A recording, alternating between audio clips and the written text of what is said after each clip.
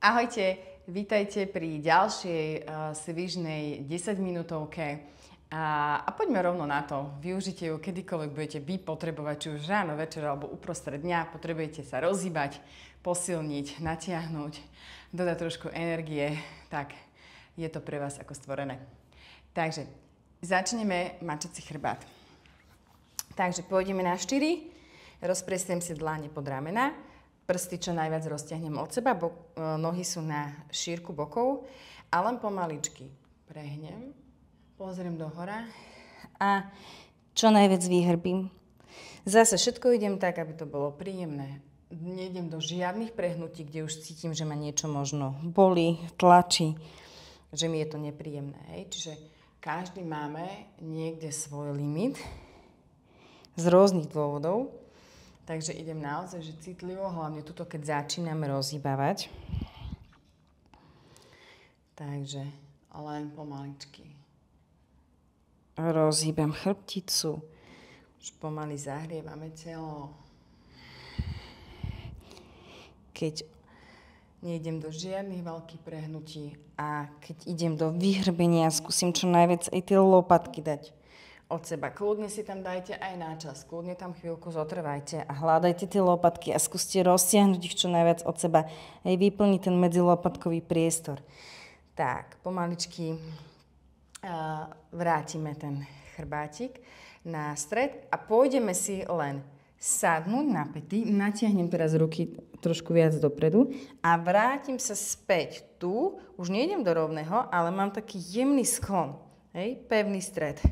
Čiže sadám, vrátim a tá váha ide na dlane a tie plecia, ako keby, poďte plynule v pohybe budem vysvetľovať, ako keby vám jemne predchádzali pre tie prsty.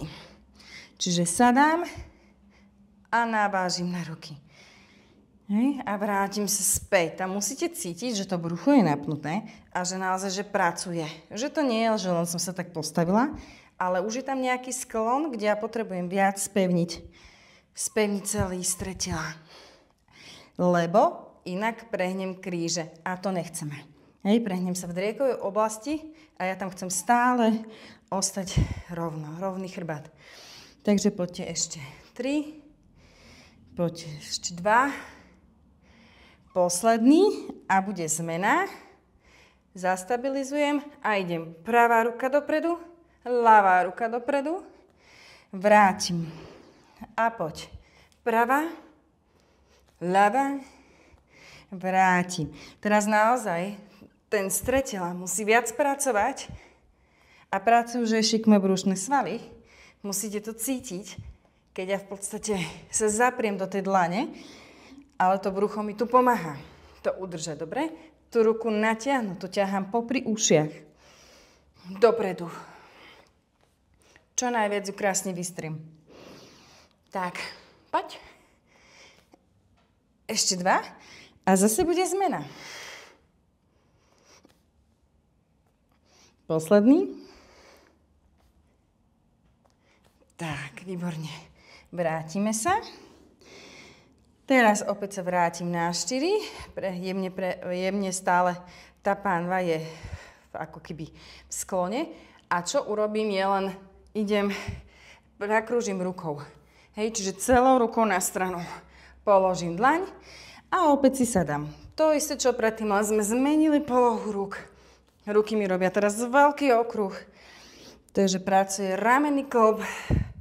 Trošku popracujeme aj na mobilite. Stále platí pevný stred a krásny kruh. Poď ešte. No, teraz zistíme, ako sme na tom s našou mobilitou. Pre niekoho je toto jednoduché, pre niekoho je to už náročné. Závisí od toho, aký rozsah máme. Takže poď. Posledný.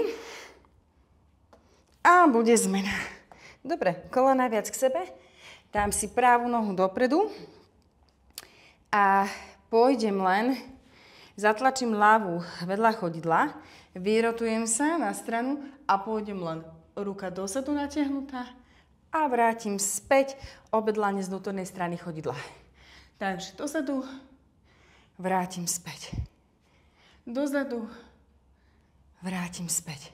Opäť pracujeme na mobilite, hlavne ramenného klubu, ale už nám pracujú aj bedrá. Hej, to cítim, že ľavá noha, to natiahnutie. Takisto pravá. Poď ešte dvakrát. Posledný. A bude zmena. Kto chce, dopni špičku, dvihni koleno zo zeme a poď opäť 10 krát. Ten istý pohyb. Len dozadu natiahnem, vrátim späť. Nohy mi stoja, nič sa nehýbe. Ani bedrové kĺby, ani zadok. Ja pracujem naozaj len v rotácii hrudníka a v rotácii paže. Dobre? Komu je to ťažké, položte si koleno späť na zem a kľudne to vykonávajte s kolenom na zemi. Dobre, vrátim, nezabudnime na druhú nohu. Takže sme na 4, ľavá noha ide dopredu, obe ruky z vnútornej strany chodidla a idem len rotácia dozadu.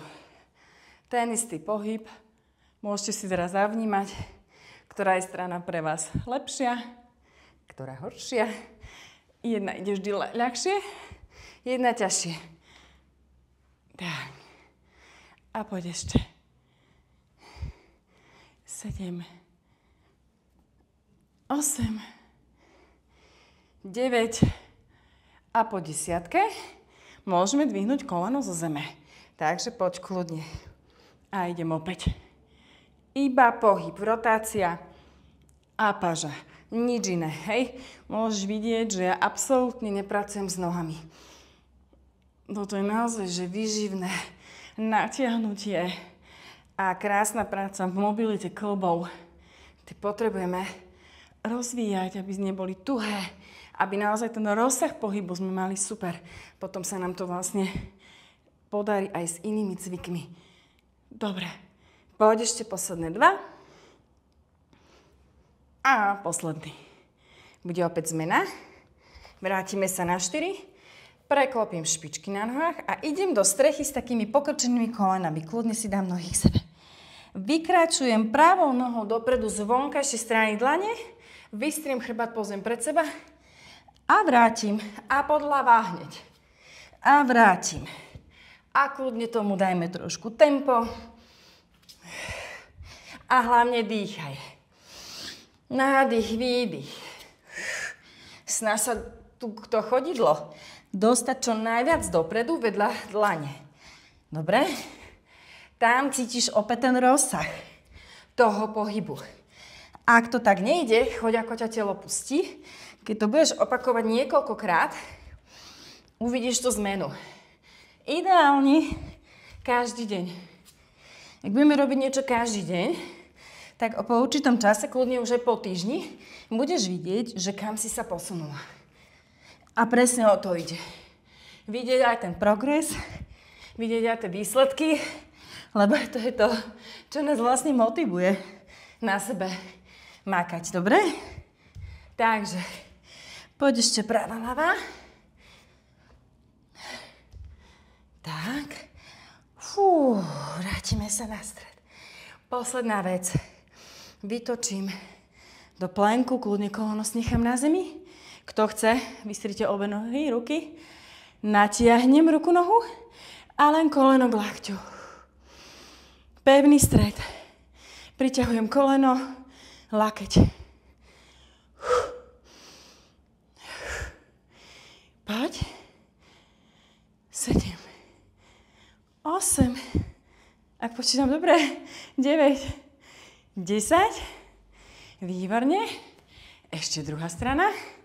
Takže to isté. Jedno koleno snechám, druhú nohu natiahnem. Teraz dvíham nohu, natiahnem sa a idem koleno, lakeť.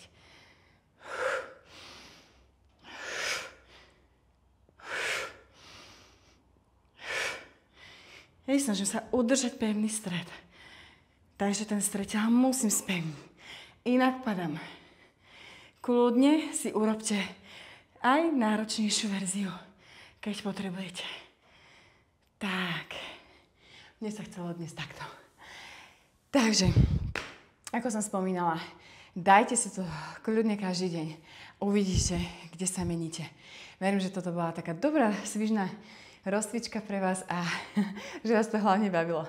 Ahojte.